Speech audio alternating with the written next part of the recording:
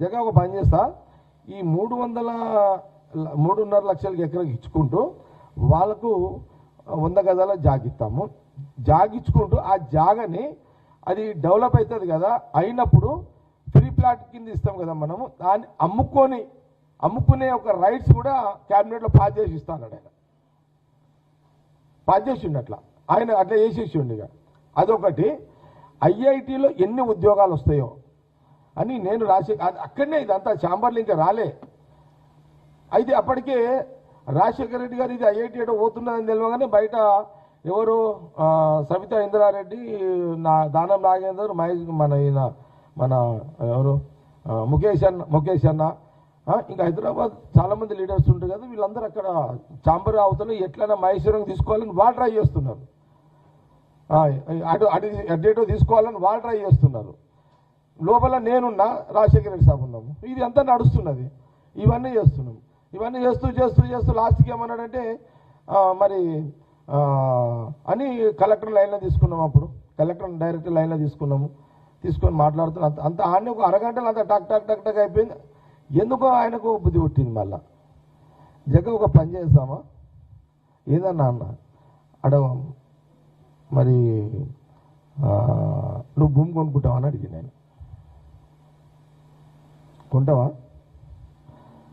నాకు టెన్షన్, కొన్ని రోజులు ఆపుతాడు. కొన్ని రోజులు ఆపుతా, నువ్వు భూమి కొనుక్కోపు, మంచిగా నీకు ఇంత ఎవరు నమ్మేటోళ్ళు అమ్ముతారు కదా, కొంటావా అని అన్నాడు. నాకు టెన్షన్, ఏమో భూమి కోసం మనము ఆగినామనుకో మళ్ళా 3 ఖరాబ్ అయ్యి మళ్ళీ ఎటన్నా చెప్పలేం కదా అన్న. నేనన్నా భూమి వద్దు ఏమొద్దన్నా, నాకు టైం బాగుంటే నేను ఇప్పుడు కొంటా లేకపోతే లేదు, కానీ ఎక్కువ ఇప్పుడు క్లోజ్ చేయన్నా అని చెప్పిన. అన్ని ఓకేనా, నువ్వు హ్యాపీ అంటే హ్యాపీ అన్నాను. చక్కగా లోపల పోయిండు.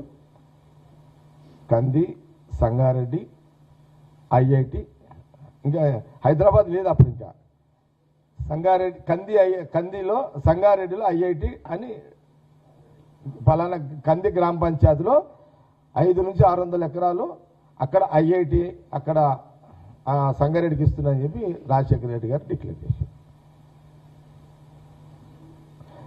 తర్వాత కాలక్రమంలో కంది, ఐఐటి, హైదరాబాద్ అని వచ్చింది. ఎందుకంటే హైదరాబాద్ అనేది ఇంటర్నేషనల్ వరల్డ్ బ్రాండ్ కదా, అది రావాలని హైదరాబాద్ అనేది. అప్పుడు మళ్ళీ నన్ను తర్వాత రాజశేఖర రెడ్డి సాబ్ అన్నాడు, జగన్ నీ దగ్గరనే ఉంది కదా హైదరాబాద్, మనకు బ్రాండ్ కదా హైదరాబాదు, అది వరల్డ్ లెవెల్లో, ఎందుకంటే ఇది ఎంత ఇంటర్నేషనల్ కదా, మనం ఐఐటి అనేది చాలా ఇది వస్తుంది దీనికి, కాబట్టి అంటే ఈ పర్లేదన్న ఏముంది, ఆడైతే ఏముంది, పేరు హైదరాబాదే కదా, ఏముందన్న కంది ఐఐటి హైదరాబాద్. ఇది జరిగింది యాక్చువల్గా. వీళ్ళకు కేసీఆర్ కూతురికి అది వాళ్ళకి అవగాహన లేదు, వాళ్ళకి ఆలోచన లేదు. ఇక వాళ్ళు ఎందుకేం మీడియాలో మాట్లాడుతారో తెలియదు. మరి అంతా ఏం తెలుసుకోకుండా మాట్లాడాల్సిన ఈ అవసరాలు ఏంటిదో నాకు అర్థం కాలేదు. అంటే కారణం ప్రాబ్లం కూడా ఏంటంటే ఆమెకు అప్పుడు ఇంకా రాజకీయాలు వీళ్ళు కూడా తెలివే కదా, అప్పుడు ఏం తెలుసు వాళ్ళకు. ఆయన కష్టపడ్డాడు.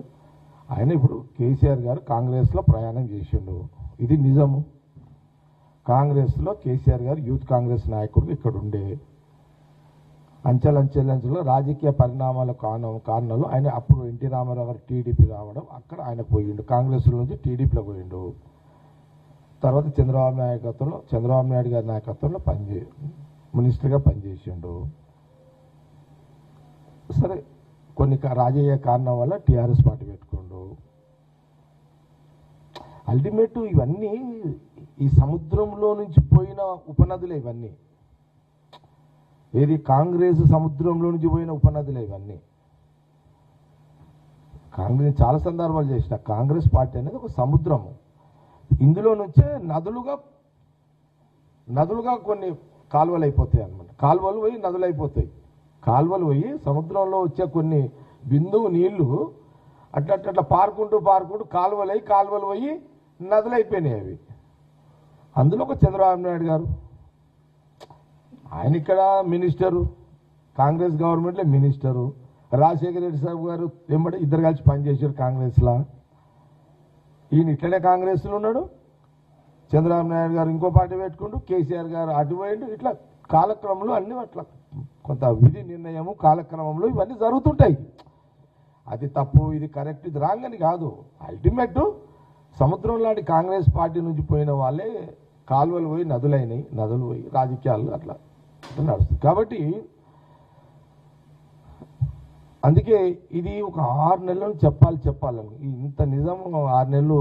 ఇక నేను ఇప్పుడు కూడా ఎందుకు వచ్చినంటే మొన్న రోజు ఆ సోషల్ మీడియా రీల్స్ చూస్తుంటే ఇదే వస్తుంది. అమ్మాయి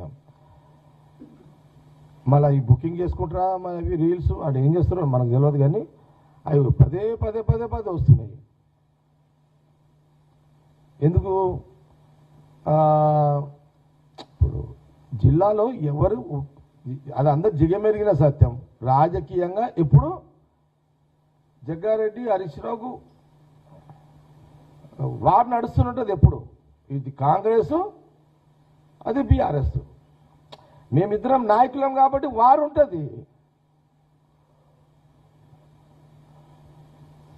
నాకు తెలుసు.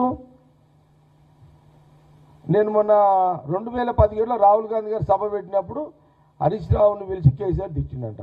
అరే ఏం రాహుల్ గాంధీ సభ, జగ్గారెడ్డి అంత పెద్ద సభ ఏర్పాట్లు చేస్తే నువ్వేం చేస్తున్నావు అని తిట్టిండట. నాకు బయట తెలిసినారు, ఎవరు చెప్తారు, ఎవరు తిట్టినాక నెక్స్ట్ ఎట్లా ఓడగొట్టాలి, ఏం చేయాలి, ఇవన్నీ డీజేలు నడిచినాయి. అదే కదా పంచాయతీ నడిచింది అంతా. తర్వాత ఇప్పుడు నడుస్తూనే ఉంటాయి పోలీసు వాళ్ళతోటి. ఇక పోలీసు వాళ్ళు కూడా ఏం చేస్తారు భయ్, తప్పదు వాళ్ళకు కూడా. మన గవర్నమెంట్ ఉంటే మనం ఏమంటే వేస్తారు, వాళ్ళ గవర్నమెంట్ వాళ్ళు మనం ఏమంటే వాళ్ళేస్తారు. ఇక పోలీసు వాళ్ళు కూడా ఏం చేయలేరు కదా. పోలీసు వాళ్ళు పార్ట్ ఆఫ్ గవర్నమెంట్. వాళ్ళు ఏ గవర్నమెంట్ ఉంటే వాళ్ళు మాట వినాల్సిందే, వాళ్ళు వింటారు. కాబట్టి నేనేమంటున్నా అంటే ఇంత విషయం చెప్పడానికి కారణం కూడా ఏంటంటే, ఆ రోజు నేను రాజశేఖర రెడ్డి ఆహ్వానం మేరకే నేను టీఆర్ఎస్ పార్టీ వదిలి బయట కాంగ్రెస్ పార్టీ వెళ్ళడం జరిగింది. నేను కాంగ్రెస్లో పోవడానికి హరీష్ రావు మీద కోపం కాదు, హరీష్ రావు మీద ద్వేషము కాదు. ఆ నిర్ణయానికి హరీష్ రావుకి ఎలాంటి సంబంధం లేదు.